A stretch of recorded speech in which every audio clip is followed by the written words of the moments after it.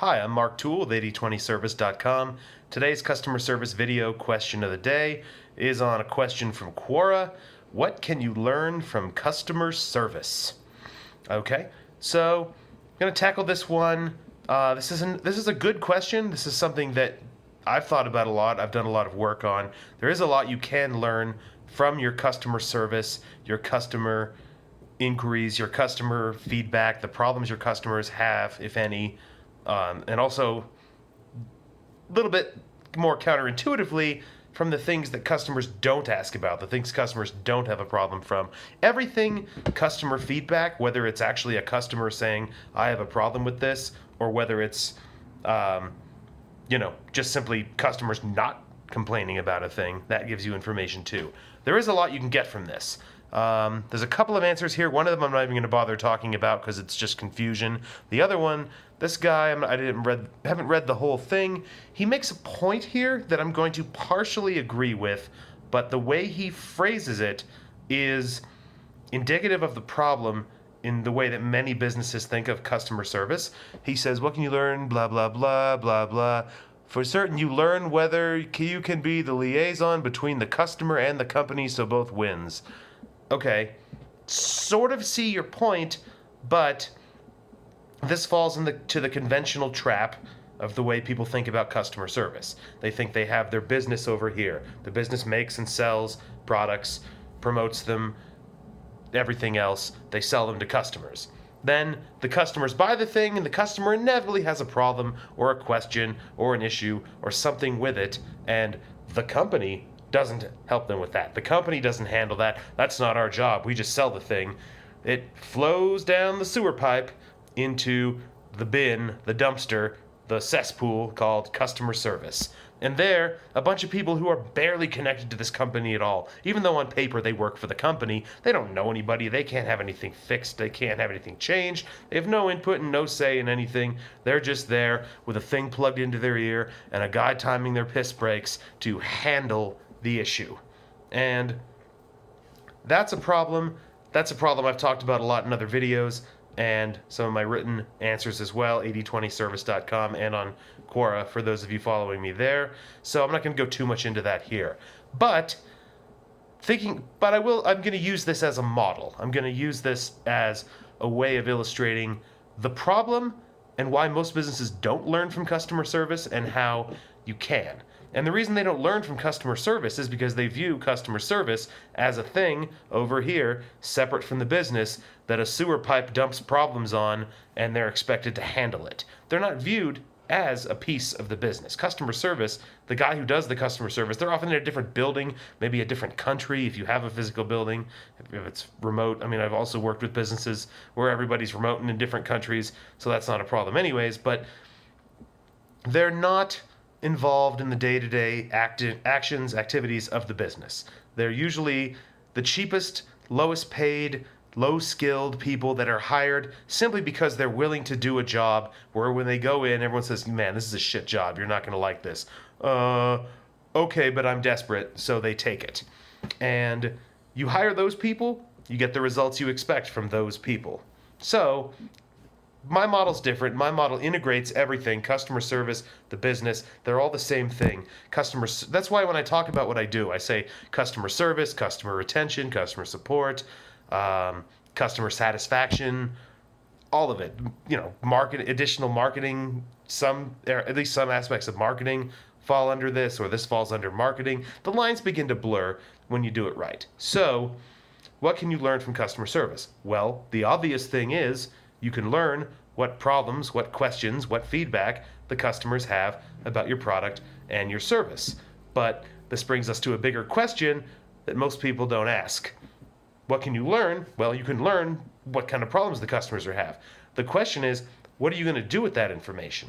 And in this model, where customer service is a dumpster full of sewage being handled by a bunch of dumb idiots that no one else knows about, you don't learn anything and you don't do anything. They maybe learn, the customers always complain about how the website's hard to use, but no one here talks to the people here who fix the website and make the website easier to use. So, yes, you can learn a lot of things, but if you're not going to do anything with it, if you're going to treat customer service as a separate dumpster full of idiots to handle a bunch of problems that there's no point preventing them because we're paying these people to handle them, then don't waste your time.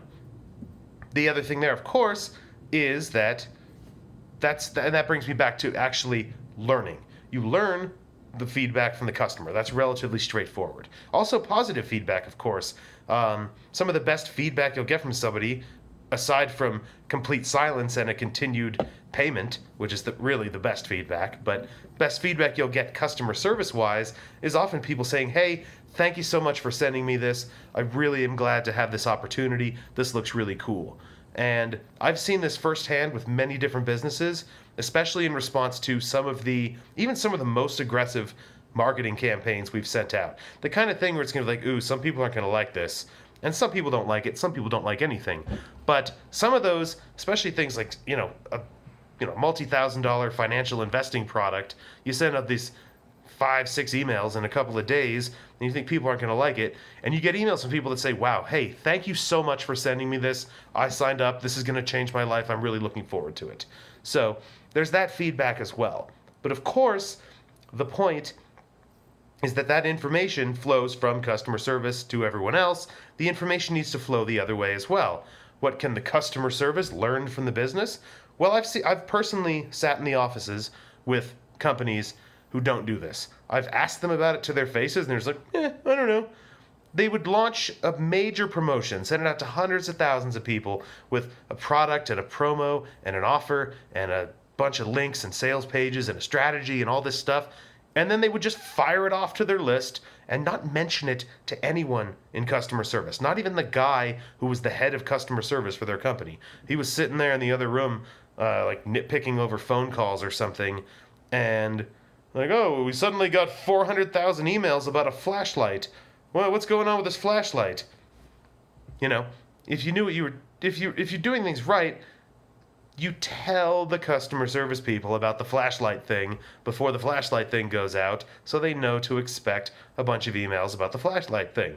Not just out of simple human courtesy, although there is that. That's also a thing. But out of interest for the effectiveness of the business. How can the people in customer service answering the emails, answering the calls, answering the questions about the promo that you just sent out, how can they answer these things in a meaningful way that makes more sales if they don't even know what the hell they're talking about? And like, what? We're selling a flashlight? What is this? It's not going to work. So what you can learn from customer service is, again, we talked about this, I'm not going to keep repeating myself. You learn what the customers are asking about. But you also, when you can anticipate, when you know what the customers are going to be asking about, as in the case of a major promotional effort, customer service needs to know about that as well. They learn from what everybody else is doing. They learn how to properly handle a thing. It's good for the company. It's good for the customers. It's good for the business. It's good for profits, obviously. And yes, it's good for the people working in customer service.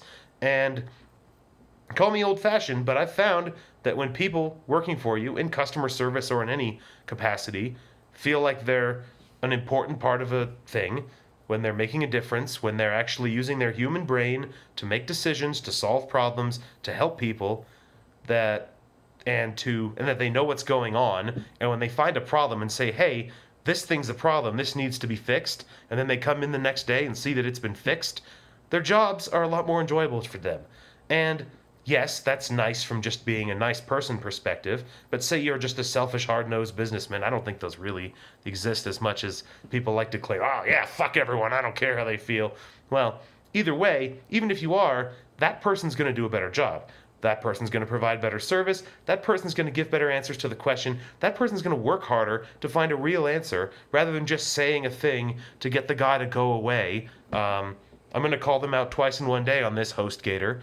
Had to send them an email about something last week. Never got a reply until today.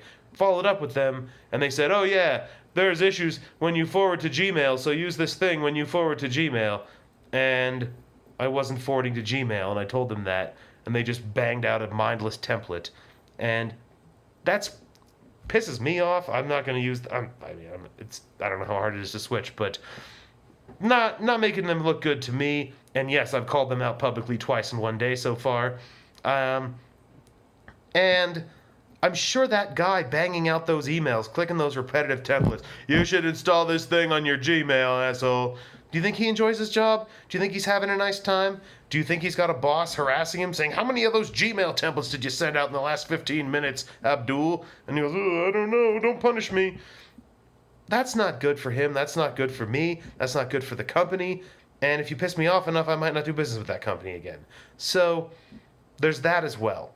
Basically, this answer is getting a little off topic. It's getting a little long. I'm going to wrap it up here. But customer service can obviously learn, the business can learn from customer service what the customers are asking about, customer feedback. The other thing is, if you see enough customer support tickets, and if you're starting a small business or running a business of your own, I highly recommend, at least for a short period of time, while you can handle it, you sit down and you handle all your customer support requests yourself.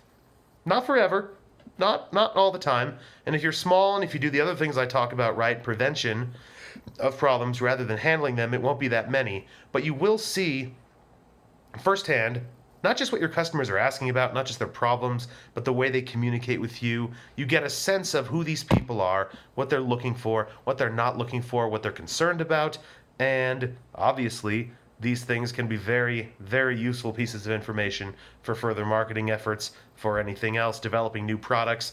It's a good thing to know. So you can learn a lot from customer service if you keep it in its proper place, integrated as a piece of the core business, not a dumpster off to the side to just pour your problems on and expect them to be handled. Don't handle problems, prevent problems.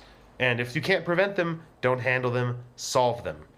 That's my approach. That's what I help businesses with, and it works. So I'm going to wrap this video up here. As always, if you thought this was interesting, useful, valuable, all of those, none of those, hit upvote, hit thumbs up, whatever platform you're watching me on here. Follow me. I do one of these videos on a customer service question every weekday.